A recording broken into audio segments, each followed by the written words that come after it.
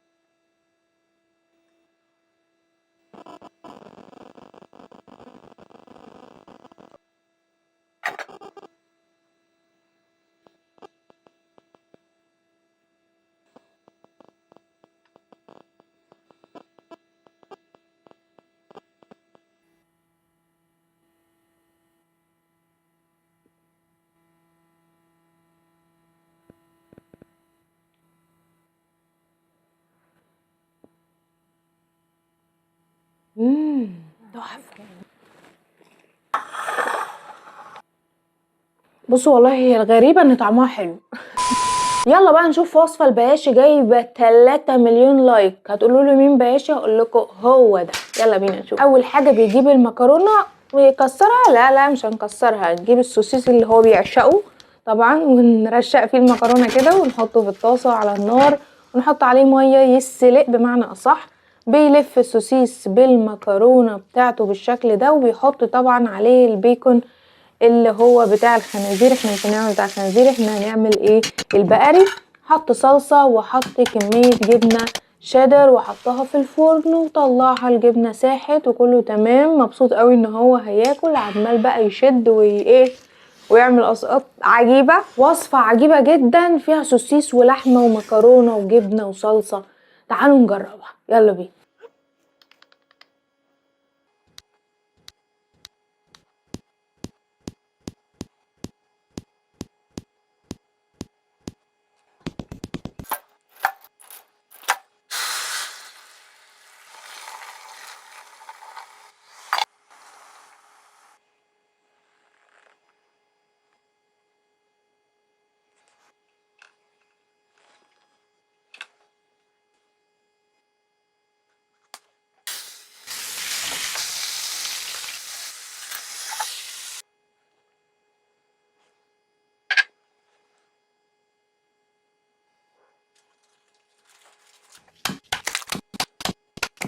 لحظة الحقيقة بقى، طبعا انا حطيت لحمة بقري شرايح رفيعة جدا جدا لاني مش بلاقي بيكون في السوق يا جماعة. مفيش حاجة اسمها بيكون في السوق، كلها حاجات شبه اللانشون كده، وده لو اتحط على النار بيجلد اصلا ومش بيدي نفس الطعم اللي المفروض يديه البيكون. فتعالوا ندوق بقى. حطيناها في الفرن اهي، جبنة ساحت.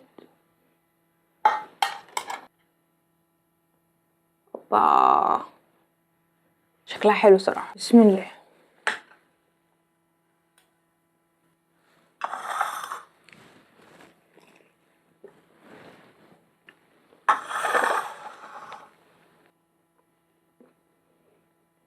بصوا والله هي الغريبة ان طعمها حلو، بس انا طبعا اللحمة اللي انا حاطاها دي متبلاها بملح وفلفل بس عشان يبقى ليها طعم، يعني ما تبقاش ما فيهاش ملح خالص كده زي ما احنا عارفين.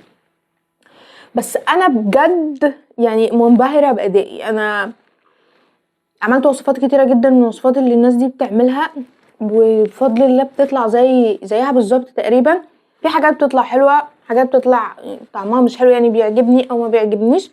انا بادئه شيفست اصلا وصفات، بس كانت بتبقى وصفات ايه بطيئه وفيها شرح ومش عارفه ايه، لكن انا عندي كميه وصفات رهيبه سريعه وانتوا كمان مش هتحسوا ان هي سريعه. فاحنا ان شاء الله هنبدا نعمل سلسله جامده جدا للوصفات من اختراعي ومن الوصفات الحياتية اليومية السريعة اللي هتعجبكم، ومن الوصفات اللي زي دي اللي هي فيها تجديد وفيها ابتكار وبتعجبكم برضه. بس بقى ايه، هنبعد عن العك. احنا خدنا خبرة في العك في الحاجات دي شوية، هنحاول نبعد عن العك ونبتكر في نفس الوقت. بس كده الوصفة دي عجبتني، ولكنها يعني إيه طب ما نعمل شوية مكرونة يا جماعة وجنبها شوية سوسيس وجبنة، ايه الفكرة يعني؟